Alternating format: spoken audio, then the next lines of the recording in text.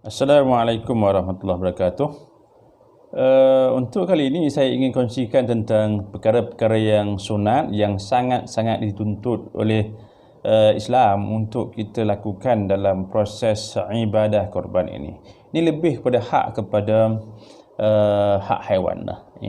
So asasnya kepada sebagaimana yang disabdakan oleh Rasulullah SAW dalam hadis yang sahih yang Nabi sebutkan, Inna Allah katabal ihsana ala kulli syai.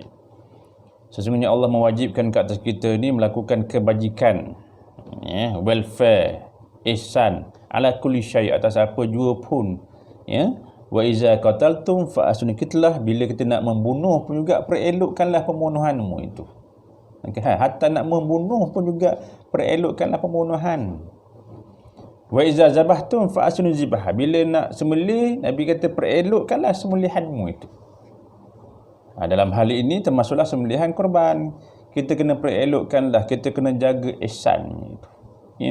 Baik, yang pertama sunat bila kita lembu yang kita nak korban ni, bila sampai pastikan di atas lori tidak berlakunya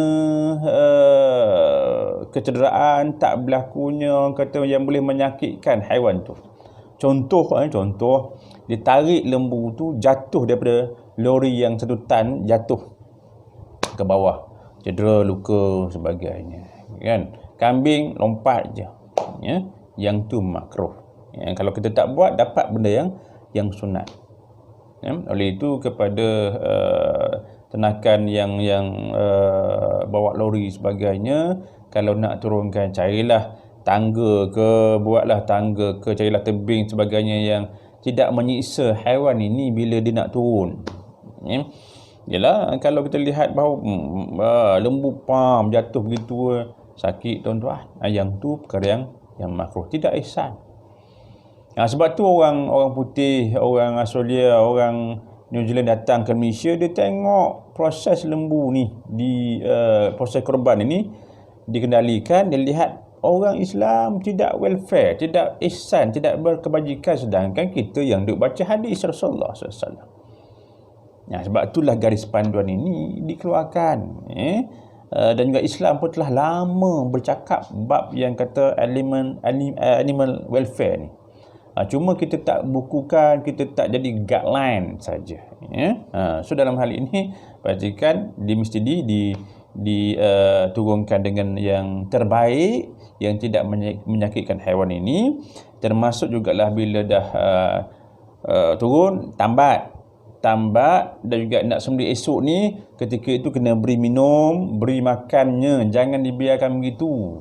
Atau juga ada yang tambat tepi hujung-hujung, tepi tebing sungai, tepi lembah sebagainya, yang boleh menakutkan dia. Yang kadang-kadang ditambat ujung dekat kubur, jauh, dalam gelap. Yang tu juga tak ihsan. Hatta disebutkan di sini bahawa hendaklah haiwan yang kita nak sembelih ni, yang nak sembelih korban, ditandakan juga diselimut, ditutup tubuhnya itu, nak merasai kepentingan kita yang masuk korbannya. Sampai tahap tu, tuan-tuan. Ni tak kita lepas begitu je, tak kena tandakan, tambat dia elok, selimut kan. Barulah rasa bahawa haiwan inilah yang akan kita tunggang, yang akan membawa pahala kita bertemu dengan Allah Subhanahu Wa Taala, yang kata qarib, taqarrub, nak menghampirkan diri kita dengan Allah Subhanahu Wa Taala. Kita tak duk main selimut kancil, kan, duk main selimut rusa, kan. Yang tu tak bawa kita nanti. Yang haiwan korban inilah yang akan bawa kita, kan. Jadi selimutkan. Dan juga kalau bila kita nak sembelih nanti, pastikan kita tumbangkan haiwan yang kita nak sembelih ini di rusuk kiri, di sebelah rusuk kiri, dengan kepala diangkat sikit. Itu sunat. Mengapa rusuk kiri? Sebab di sebelah rusuk kiri adanya jantung, adanya hati. Dia akan cepat mati. Itu juga merupakan welfare-nya, tuan-tuan. Dan juga diikatnya 3 kaki, maknanya 2 tangan ni dengan satu kaki yang sebelah kiri, yang sebelah belakang yang sebelah kiri, kaki kanan lepas. Agak-agak boleh tak? Agak-agak boleh. Berani ke tak berani? Dalam hal ini nak kena khusus lah.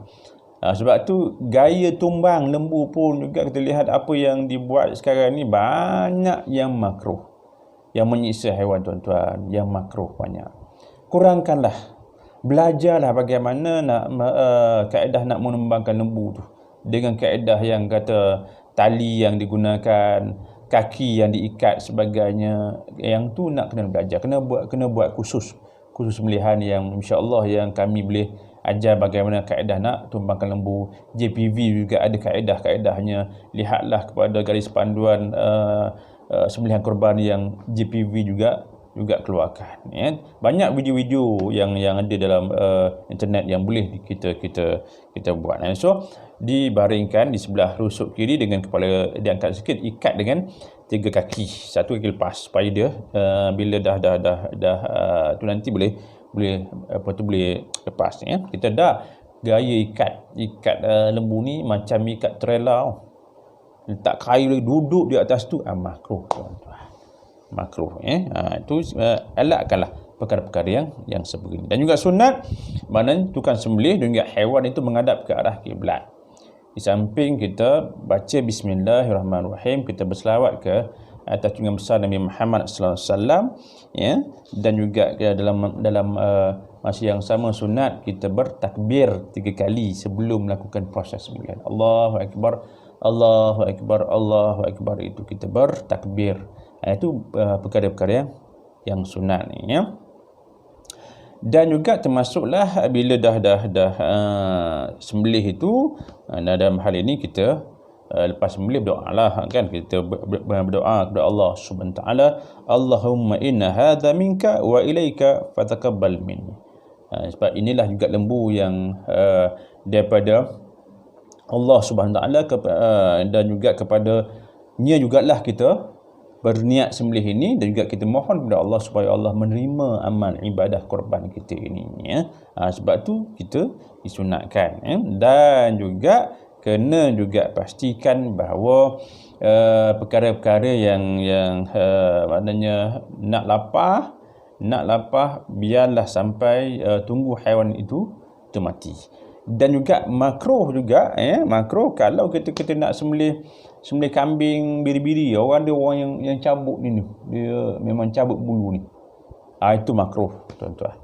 Macam juga ayam lah, ayam kalau kata kita cabut bulu ni sebelum sembelih, makruh, sakit tuan-tuan. Cuma ayam ni tak beritahu kita je dia sakit, ya. Kalau tak percaya cuba cabut misai masing-masing, tengok sakit ke tak sakit. So perkara-perkara yang sebegini kita kena elakkan, perbanyakkanlah perkara-perkara yang sunat. Termasuk juga beri minum sebelum haiwan yang nak sembelih tadi, sebagaimana yang saya sebutkan, itu juga perkara yang sunat, di samping tak sembelih di hadapan haiwan yang lain, ya, tak sembelih di hadapan haiwan yang lain. Contohnya kalau kata dulu orang sembelih masjid sampai 30 ekor sampai 20 ekor. Sekarang ni musim PKP mungkin dalam 10 ekor, ya. Jadi 10 ekor ni kena pastikan dia tak tengok kawan itu kena sembelih.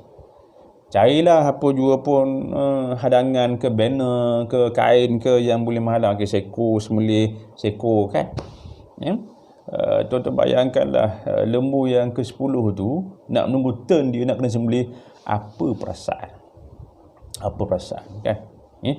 Macam juga tuan-tuan dululah sebelum kena sembelih, kena apa perasaan, ada yang lari, ya. Sebab tu dalam hal ini hendaklah kita berihsan antara jangan sembelih di hadapan haiwan yang lain. Maka kalau kita buat begini, dianggap sebagai kita mendapat pahala.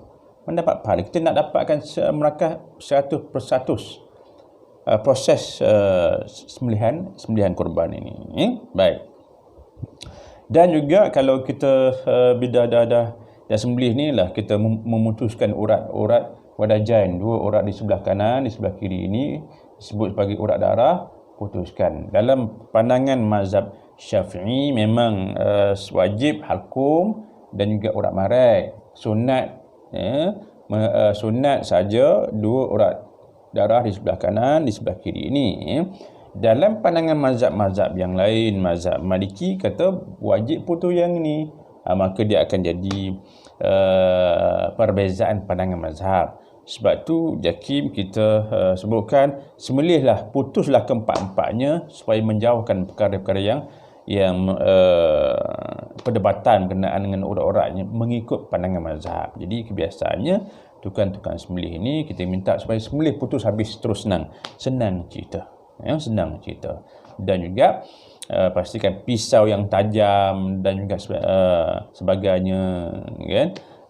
Dan juga kena pastikan memang dia telah mati dengan sendirinya, barulah kita boleh melampah tu semua. Itu perkara-perkara yang sunat, yang seharusnya kita kena buat.